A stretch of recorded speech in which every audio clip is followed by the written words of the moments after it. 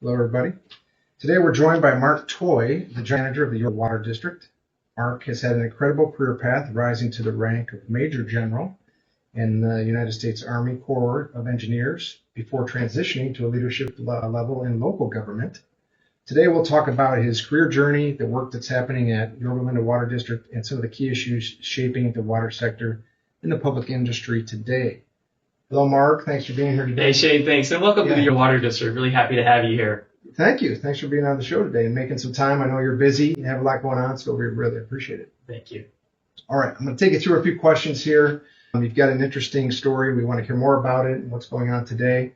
So if we start back at the beginning, if you will, maybe a little bit after birth, whatever, but you've taken on positions from leading at the federal level all the way to serving our nation. Thank you for your service, all the way down to working at a local level. But to start, will you, are you open to sharing your origin story on that and what initially inspired you to pursue a pathway or career with the U.S. Army Corps of Engineers? Yeah, Shane, I appreciate it. Well, I grew up in Huntington Beach, not too far from here. Yeah. Born in San Francisco, but grew up in Huntington Beach. I went to the local high school there, Marina High, and graduated in 1983. And when I was thinking about where to go for college, I knew that I wanted to challenge myself academically, athletically, and in leadership. And so for me, going to the United States Military Academy at West Point was the choice. Okay. And on top of that, I was a recruited athlete, not a very good one. I was a gymnast actually in high school. Oh, wow. And so I was recruited by West Point as well, and did a visit out there during my, probably between my junior and my senior year. There wasn't a lot of yelling going on then, so I didn't really know what I was getting myself into at the time. But I accepted the nomination from then a congressman. Okay. And in the summer of 1983, I went to reception day and thinking to myself, I'd go there for 4 years. And after you go there, you owe 5 years of service. Okay. And so the intent was just to do that 5 years. I mean, I love California, all my extended family, my wife's family, all from here. But the intent was just to do that and then come back. But something happened. I got in the Army, just loved the assignments, and did 35 years, remarkably. It was wonderful. But 35 years, Mark, you're so young. You must have started when you were 5 years old or something. I mean, you're too kind, Jay. You're too kind. But going in, as a 17-year-old. Yeah. And then once you finish your 4 years as a lieutenant, was commissioned in the Army Corps of Engineers. That's really when I began my journey in the Army. Okay. Interesting. And so, gymnast, now I know why you can balance all these priorities you have to deal with, right? You're probably wasn't a very good gymnast, though, actually. Well, probably the worst gymnast in the Army is better than many people around the world. So during your time there, if you wouldn't mind sharing some of the key milestones and challenges that you dealt with and that helped you progress all the way to the rank of Major General. And I'm trying to look up the different ranks to educate myself, but there's a lot. There's got to be 50. I don't know, but I know we start kind of at private and we end up pretty high. So do you want to take us through that a little bit? And we kind of see from the movies or whatever, maybe a private's doing something, they end up as corporal, whatever it is. But as you get, there's got to be a lot of different stuff that happens in order for you to get selected for those roles. So when you go to West Point, you're our commissioned officer, so you're on the officer's side of the house. And so when you are commissioned, you started as a second lieutenant. Okay. And then the progression is second lieutenant to first lieutenant to captain, major, lieutenant colonel, and then brigadier general, major general, lieutenant general, and general. Okay. And so over time, as you talked about the milestones, that 35 years was 20 moves. Oh, wow. Yeah, so a lot of moving within the Army, but that's by design. So you typically spend an assignment anywhere from 1 to 3 years. And with that, over time comes promotions and increasing levels of responsibility. And so as we talked about earlier, I thought I was only going to do 5, and that typically would take you to about captain. But I found I really loved the Army, and I really loved the assignments and the challenges that I was getting in the Army, especially in the Corps of Engineers. And so that really led to the 35 years. I think the key, though, really was having really great mentors along the way. And I know you've had some in your career as well. People that have been on a path that maybe I wanted to follow. I've had a lot of mentors over my career. And they gave me the right coaching throughout my career.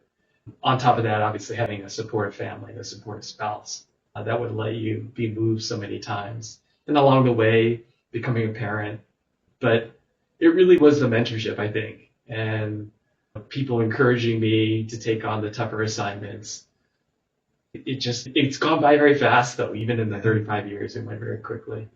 And so those 20 moves you mentioned, those were geographic moves around the country or the world or whatever the case might be. Different assignments. The Army does a really great job, Shane, of kind of training you for the next assignment. Oh. And you go through different, gates, if you will. And what I loved about the Army is they train you before they put you in those key leadership positions. So, you go to an engineer basic course before you become a platoon leader.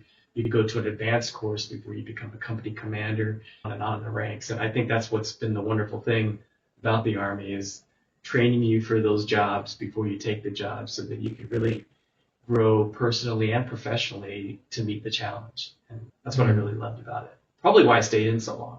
Yeah, I mean, you're getting taken care of, if you will, and you can see what your journey is, your progression, if you want to do that. So you have to work hard and do all those things.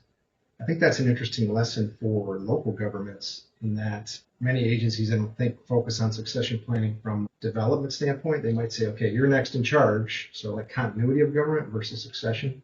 So that's interesting that the Army. Yeah, I mean, Army is all about leader development. And, as I became more senior in the ranks and I realized how important that was, and as I had the opportunity to lead organizations, it's really always been about the people. And then as I had a lot of mentorship, I found myself as I became more senior being the coach, the teacher, the mentor to a lot of junior officers to help them reach their personal and professional goals. Good point. On another session I had, we talked about management leadership and management potentially being how to be in charge of things or processes, and then leadership becomes being in charge of people. That's exactly right. That's exactly right. Great. So looking back, we talked about some of the lessons there from your military service that kind of informed your career or leadership style. We talked about the development of the staff, which we look at as workforce now in public works. But anything else you wanted to share, other lessons you learned from that? Other than being, open to moving across the country. Yeah. For the big thing is, when you're a junior officer or junior in the Army, you really focus a lot on your technical competence and learning your craft, if you will. But I found as I got more senior in the ranks and in charge of more and more people, it was not possible to learn everybody's job. Mm-hmm. And to your point, I found that it was more really about trying to manage the people, lead the people, trust in allowing them what they can do so that you could actually give them the skills and resources for them to be successful. And that really kind of shaped my leadership style. Up until Lieutenant Colonel, which is about maybe anywhere 17 years in, the Army did such a great job of kind of preparing me. I talked about that train and then lead model that the Army has took me through. So I felt like every job that I had in the Army had trained me up into that point. But I got to a point, and it really was when I was a colonel and I was put in charge of the Los Angeles district, was mostly Department of the Army civilians. And that was the very first time in my career that I was in charge of people that I, number one, wasn't older than, and then number two, didn't have as much experience in that job. And so I actually struggled quite a bit in the beginning until I realized what my calling was. And that really shaped my leadership style. And it's really one about, as you become senior in an organization, it's more about taking care of the people so that they can take care of the mission, right? Nobody expects you to be, the CFO or the COO. Your job as the CEO is to resource the people so they can be their best. You have to watch everything. You have to know, obviously, a little bit about everything. But you're not going to be that technical leader that you maybe were as you were coming up in the ranks. You have to establish that foundation for yourself. But there becomes a point in time where you're going to be leading people that have more experience and can do their job better than you could do if you were in that job. So it's more about how do you resource them so that they can be successful. Yeah, and a strong foundation, right, of your organization. Right. And then I really come to embrace in my leadership philosophy about this idea of being the leader you wish you always had. Oh, because I've spent more time not leading, but actually being a staff officer. And I remember in those times that I was a staff officer, focusing on the leaders that I've had, some that were really great, some that maybe were not so great, learning from them and knowing that once I became that leader, what were those things that I wanted to do for my subordinates for them to be successful. So it really is what started the whole taking care of people part, because then as I became a flag officer or a general, increasing levels of responsibility, that there's no possible way that you could really watch everything. You really have to be able to trust in your subordinates to do the job. And so learning that earlier on, maybe as a colonel, helped me later as a flag officer. Wow, that's great. That's interesting. The sophistication you mentioned to be able to see what leaders are doing that you're trying to work with and for, and be able to pick the good things and embrace those maybe, but really understand what you think might not be the best things and then try not to model those going forward. So that's right. Kudos to you for being that sophisticated. A lot of mistakes along the way, but the great thing is I've learned from those mistakes. Well, there you go. Live and learn. So that we could talk for hours and days and weeks about your career at the Army Corps of Engineers and your leadership across the country. And I know you helped with projects even here locally in Orange County, even though you were in Chicago or doing different things, right, helping out. So the community appreciates that. But now you've got another chance to serve the community in Orange County here at the Yorba Linda Water District. So I wanted to talk to you about your transition. And after that distinguished career at the federal level, you made the move to local government. That's a huge shift, especially from kind of a broad nationwide perspective to a very local district and a specialized district too, right? So what drew you to that transition? And I know it could be timing or just opportunity or whatever, but to look at local government and then specifically this district. All right, thanks for that. In the Army, I think a lot of people on the outside know that its mission, purpose is to defend our nation and fight our nation's wars, but a lot of people don't understand that at least the part of the Army that I was in the Corps of Engineers, there's also another different mission of water management. And so really that's the time that really I ran into you, because you talked about the time that we worked together when you were the Public Works Director in Orange County. Looking at flood control projects, yeah. Exactly. And so the U.S. Army Corps of Engineers has been managing our nation's waterways for over 250 years, doing navigation, flood control, ecosystem restoration projects. So there's that whole other side of the Army that, for the Corps of Engineers, is really a separate type of mission.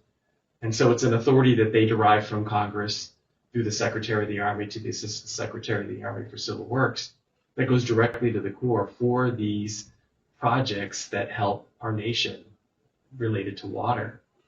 And so when I was a colonel, and that's kind of when I met you, I knew, because everybody knows that your time in the Army eventually has to come to an end. That's when I knew that I wanted to make that transition to water. And so for me, a lot of people wonder, how does an Army officer become, working in the water industry? It's really through that connection of water that the Corps of Engineers has as a nationwide mission. And then working with people like you during my time, hey, I want to do this once, that my Army time is over. And I'm very thankful to the Yorba Linda Water District for recognizing that experience that I had and allowing me to become the general manager here for their district.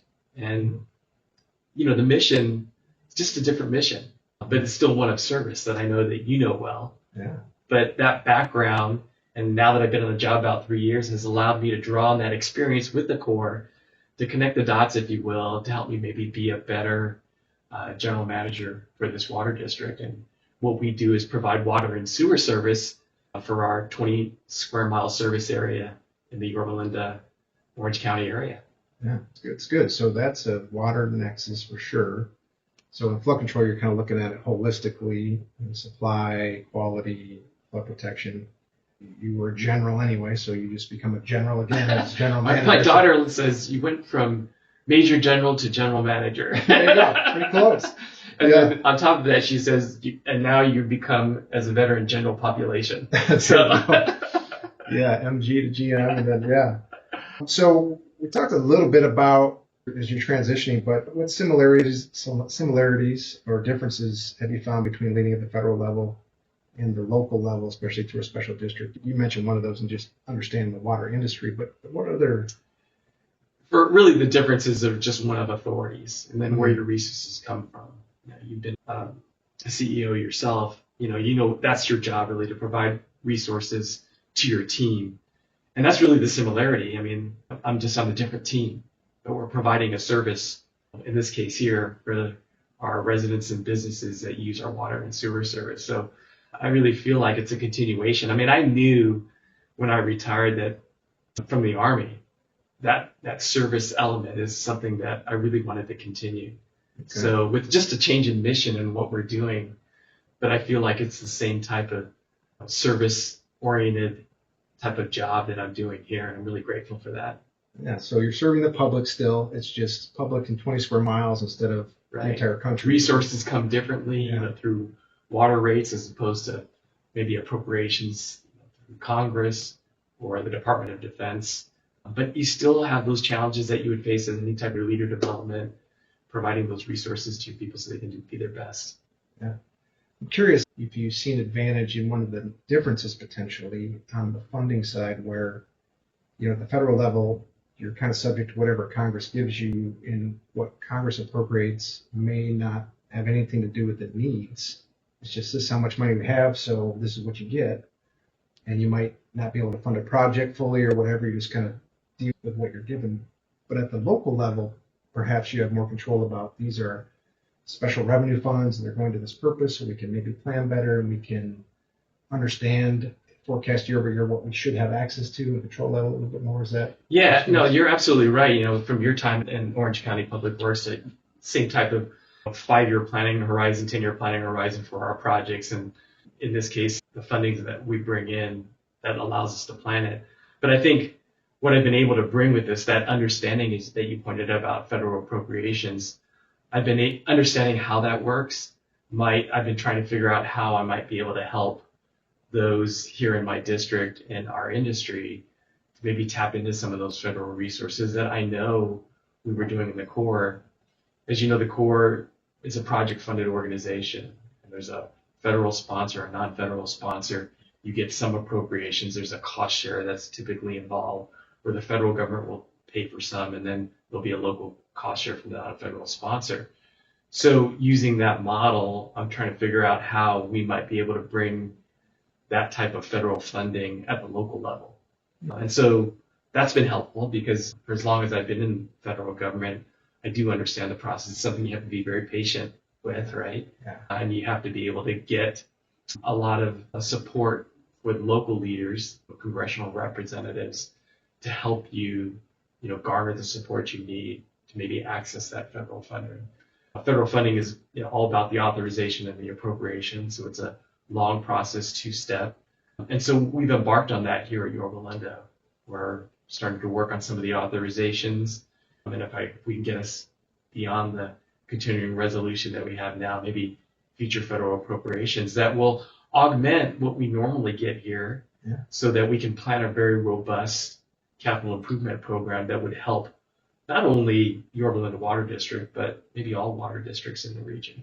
Sure, and I think it's probably good to point out, not too far from here, a few miles from here, we have the Santa Ana River, which has been going on for 30 years in this development, probably one of the largest water resource projects in the country, I would guess. Absolutely. Yeah. What's really ironic, Shane, is that piece of infrastructure, Prado Dam, was a dam that I was in charge of when I was the Los Angeles District Commander.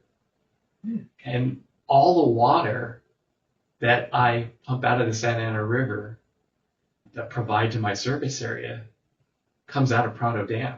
It's kind of like full circle. It's this full circle moment. I never knew at that time that, that infrastructure that I was helping build for flood control, flood risk mitigation, would eventually be the source water for water supply and what we're doing here. And so now I still know the people there that I'm working with. And actually one of the big benefits that occurred after I took this job, and we're the first water district west of Prado Dam. Okay. And there are 19 other agencies just like mine that use that water from Prado Dam. Was able to help strengthen the relationship with the Corps of Engineers, the Los Angeles District, my old district, to help us all. So it's really been great for me, to connect the dots, if you will, between kind of what I did in the past and now what I'm doing now. It's probably unique, I'm sure it is, that somebody later on in their career, 15 or so years later, has to depend on something they did at that time. If they wouldn't have done it well, they'd be paying for it now, or if they did it well, they reap the benefits now. So that's very unique in that situation. Cool. But you are the first district west of Parado, and for the Yorba Linda Water District, thinking about that, plays a critical role in our North Orange County community. We talked about some of the water elements in the 20-mile service area. So let's focus on those a little bit. Okay. If you don't mind. What recent initiatives or projects at the district are you most proud of? You've opened a plant recently.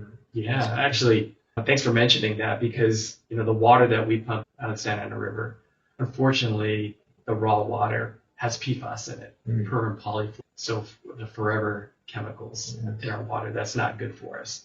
So we actually have to treat that water. And here in the Yorba Linda Water District, we have the largest PFAS water treatment plant in the nation.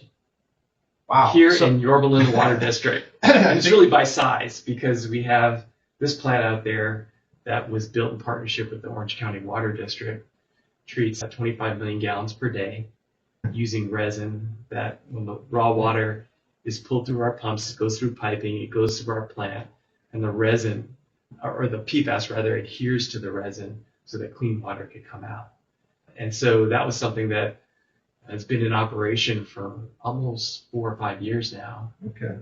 But the PFAS chemicals were identified in the water long ago, even before the maximum contaminant levels were promulgated by the Environmental Protection Agency. So this district was proactive in building this plant so that when those MCLs, maximum contaminant levels, did come down, we were ready for it. And so we take that water, we treat it, and then we provide it to our service area. So we're really proud of that. That's interesting. So if I have the stats right, do your own research, but I think it took EPA like 20 years to regulate 2 of the forever chemicals. And in that time, I think 18 or more were being produced. So we start to regulate 2, and then we have all these other things. So you all were prepping ahead of that, which is there's a lot of foresight. Right. I mean, and it was really, the credit goes to our board of directors who kind of thought this ahead of time, because when you think about where Southern California gets its water, you can do it 2 ways. You can either produce it locally or you can import it. And when you talk about importing, you're either importing it from Northern California or the Colorado River. The problem is imported water is twice as expensive as what you can produce locally. So you can see that if you end up importing a lot of water, your costs are going to be high, and that's going to go translate to what the ratepayers have to pay. And so the fact that we can actually pull in, the percentage is 85% of our water from the groundwater, treat it, is really a benefit to those in our service area, because they're not paying for their water in other parts of Southern California that typically rely, some districts, 100%. Also, we know that the Colorado River system is experiencing some challenges, so the more you can create locally. Alternate resource. Well, that's great. Absolutely. I was going to ask you to highlight, any other infrastructure updates, water reliability, water quality. You mentioned water sourcing, you mentioned water quality. Anything else you wanted to mention? Yeah. Where we're located, it's a 20 square mile area, and those that are not familiar with Yorba Linda, it's a community that has varying levels of elevation. So if you look at where we are at now, Shane, we're at about 250 feet above sea level. The highest part of our service area is 1,390 feet. So we have to get that water up to the highest elevations. The other thing is where Yorba Linda sits, especially in the upper elevations, is at a wildland urban interface. Chino Hill State Park is directly to the north of us. And you saw probably when you were coming to visit us, you were probably on the 91 freeway coming here. And you could see we are in a historic fire corridor. And one of the things that I think a lot of Southern Californians see, especially with the Palisades fire and the Eden fire, we're susceptible to wildfire. And for us, having that wildland urban interface makes us susceptible. We've had major fires in our area as recently as 2008 and 2020 that caused billions of dollars worth of damage. And so mitigating the wildfire threat is something that we take great pride in what we've done. So we've created the infrastructure called helihydrants. And helihydrants are these large tanks that are in our upper elevations that we pump water up into. And what it does is allow helicopters and Orange County Fire Authority to bring in their aircraft and refill their aircraft with water so they can fight wildfires. We have 2 in our service area. And, as you know, with wildfires, it's how quickly can you respond? How quickly can you get water on the flame so you can limit the amount of damage that you have to your area? And so those helihydrants are real game changers for us. We have 2 in our service area. We're building a 3rd now in partnership with Metropolitan Water District at their Deemer plant, which is also along that wildland urban interface. And so what we've done is create this protective layer, if you will, a line of defense, so that in the event of future wildfires, we can mitigate that threat. So we worked with the city of Yorba Linda because, as you can imagine, the residents are very concerned about their ability to fight fire. There are a lot of our residents that have had trouble with, getting insurance or increasing insurance rates. And so we talked to them about our infrastructure, other things that we've done in fire hardening, increasing the size of water lines, the work we've done to ensure that we've exercised our hydrants, all those problems that you may have heard about or saw with the other Southern California wildfires. I mean, in the Army, there were a lot of things that kept me up at night. Wildfires is something that keeps me up at night here in my current job. But I'm really proud of how we've attacked it in partnership with the city of Yorba Linda, with Placentia, with Orange County Fire Authorities to really mitigate that threat. So that's something we're proud of. Yeah, I'm not sure that people are aware when they think about Southern California and you think about the beaches, you think about Los Angeles, this big development, that the mountain ranges you see in the background, those great foothills and areas that are natural that end up bumping up against the development. That's right. Right? And so fires can rage in natural areas and then all of a sudden you're in an urbanized area. So that's why some of these things you're talking about are so critical, because you're not just going to fully develop a mountain. You're not going to fully create wildlife preserve in city areas. There's going to be some zone where those are interacting. And Yorba Linda is kind of at the edge of that, Orange County to the east. I think you're seeing a lot of Southern California or communities all throughout California battling wildfires. I mean, there's just been a lot of devastating fires, unfortunately, across our state. But we're really happy to have that type of infrastructure. We had a lot of people come visit us to see what we built here, to not only look at that infrastructure, but also our treatment plant as well. We've had people from all over the world, from Japan, from South Korea, come look at our plant. So we're really happy that we can share the knowledge. And I really believe in this idea of stealing shamelessly and sharing willingly with partners so that we can all benefit. And I'm really proud that we're a leader in a lot of different things related to water infrastructure. That's great. When you mentioned your plant being the largest in the U.S., I think you said 25 MGD. So is it the largest based on its pumping, its square footage, its holding? Just the size, the number of vessels that we have. Vessels, because the whole plant itself, I mean, you could actually have these vessels out at a well site, but we were able to co-locate everything. And so we have 22 vessels that are together. And for this type of resin that we have, it is the largest PFAS treatment plant of its kind. That's good. We're real proud of it, it's too. It's a great talking point. And PFAS is going to continue to be a trending topic in the water industry. So having that resource is awesome. Yes. So some technical talk there. Great to hear about that. But you are the general manager. You have been a major general. So we want to talk to you about leadership and legacy a little bit. It seems, you've been in leadership roles almost your entire career. You mentioned as soon as you came out at West Point, you were already kind of an officer, right? And so you have to lead some folks. So whether it's been commanding troops or guiding a local utility, let's ask you a few questions about that. What advice, Mark, would you give to young professionals aspiring to leadership roles in public works or public service or maybe in the military? What would you tell the up-and-coming generations? Yeah, Shane, I think back to why I was in the Army so long. And it goes back to this idea of passion for what I did.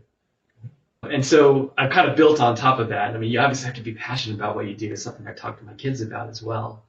You got to be passionate, but you also have to be positive, and you have to have grit. So passion, positivity, and grit is something that I tell people anywhere, in whatever job they have. It's great to love what you do, because I think when you love what you do, those things like maybe promotions or moving up within an organization, it happens quite naturally because people can see that you love what you do. And then, at the times that I've led, I think those leaders that I've seen that I really wanted to be like were really positive in nature. I think I find myself being a cheerleader a lot of the time and really encouraging people, whether it is encouraging them on their job or personally about, trying to reach their personal professional goals. I try to do that as a leader here as well. And then really just not giving up. And that's the grit piece. Yeah. If you really want something bad enough, just, you got to fight for it. You got to continually go after it. We talked a little bit about mentorship. I would say to people, make sure you have mentors in your life. And mentors don't always have to be those that are senior to you. They can be junior to you as well. Some of the best mentorship that I've received are from people that were junior to me, because they gave me really good advice about leadership. I feel like I'm a lifelong learner. And so I would say, don't ever give it up on learning, because if you're not learning, you're not really growing. I would also say really focus on relationships, because earlier in your career, it's important to be technically competent, know everything, know what you're doing. But I think as you become more senior, it becomes more about your reputation, because later on people can choose who they want to work with, and people may seek you out because they know that not only you know what you're doing, but you're a good person to work with. So be a good partner. And then finally, if you're ever put in a position of leadership, always remember to be thankful and humble, and always take care of people. That kind of advice is, I think, something that I try to follow myself, and I try to make sure that I can share that with others who are just starting out, the mid-level managers. For sure. And it's important when you say it, but I also think it's very important for public agencies, and especially in the infrastructure arena where we are. Good people have choices in where they want to work, or where they work, or who they work for. And so you want to be an agency of choice. Obviously, people want to come to work for you. But also the inverse is, we say people don't leave jobs, they leave people or supervisors. So you want to be good in that respect. So you're absolutely right, Shane. I think my number one job here is recruitment and retention. There you go. And I like to get involved in it myself, always, sitting on panels. And I think the most fun I have is making the call to someone that we're going to bring on the team. And that's probably what I'm most proud of too in this job, because even though I've been here about 3 years now, we've made several different hires. I've changed out about 60% of my managers, but I'm really proud of who we have selected to come. And when I talk to them, I talk about organizational culture, what we're endeavoring to do. I talk about my leadership philosophy and how I want to make them successful. And I think that's probably where we as chief executives have to focus our efforts and never really lose sight, and make sure that you get the right people, because to your point, people do have a choice, and they're going to vote the way they feel. And a lot of it has to do with who is their leader. And is there an environment where they feel that they can grow personally and professionally and reach their potential? Yeah, and you mentioned earlier about people being passionate about their jobs. It's hard to be super passionate if you don't have somebody supporting you, and you can try, but then somebody might run up against it and not feel as good about it. That's right. And in the infrastructure engineering arena, we need as many people engaged in there as we can to deliver what the nation needs for that. You might have answered this a little bit, but when you think about, we talked about your advice, but when you think about legacy for you, both in the military or with the local governments, what do you hope people would say about your leadership style or your impact? Besides helping Orange County even when you were miles away and all that stuff, and now being a leader, what do you like for legacy? I hope people say when they think about me is that they really enjoyed working with me, and they felt like I had their back, and that I really cared about who they were as a person, and did I do the things that helped them reach their personal and professional goals. And so I feel like that's kind of my job. We talked about being the cheerleader. Yeah. And I really am a big, strong believer in counseling, even at the most senior levels too, because sometimes we forget about our senior leaders as well. They have dreams too. And so I would hope people think that I created that positive type environment where they could flourish. And then maybe there's going to come a time, because I tell people that there's going to come a time where you're going to be in charge. And you got to be ready for it. And if you're going to make sure that people are ready for it, then you need to make sure that you're investing in them, and training and modeling the behavior so that when it's their time, they can do the job. Yeah. And I think I get a lot of joy out of people calling me, that maybe I've worked with in the past, who share with me their stories of success, or now that they're in charge of their own organization. That gives me a lot of satisfaction. For sure. Yeah. So that's fun to see. Yeah, probably in the military and even just around the local government side. Absolutely. Yeah. Absolutely. Well, that's great. Appreciate you sharing your expertise of your whole career almost and what's happening now here locally for you. I think are folks that watch the Public Works podcast and in local government settings, and they're thinking about workforce development or what's going on or what should they aspire to. I think you've done a great job of laying that out for our folks. As we wrap up, the final word to you, is there anything that we should have touched on today we didn't, or anything else you want to mention that we might have? No, I really appreciate the time with you, Shane, today. I count you as one of those leaders when you were leading Orange County Public Works that helped convince me this is what I wanted to do once I did finish with the Army. Because I really think that partnerships are key. You were a great partner working with when we were together. And so it really warms my heart now that we've reconnected after all these many years, and you're shining, you're doing your thing, and that's great to see. So I appreciate this opportunity to share a couple thoughts about my new profession here in the Yorba Linda Water District. I want to invite everybody to join us. We have an open house coming up on October 4th, this Saturday from 9 a.m. to noon. We're going to educate the public. I think the best interactions are when you can educate people within your service area, your organization, show them what you do. And we're really excited to do that with our community this Saturday. So I want to invite everybody out here if you want to come out to Yorba Linda and learn about water. No, that's great. And they can probably find out more at your website, probably YLWD.com. Sorry. Yeah, YLWD.com. Great. So there you go out, find out what a local government's doing in your area. So, Mark, thank you so much for joining us on the Public Works Podcast. As I said, I really appreciate you being open to sharing some of this and helping our listeners.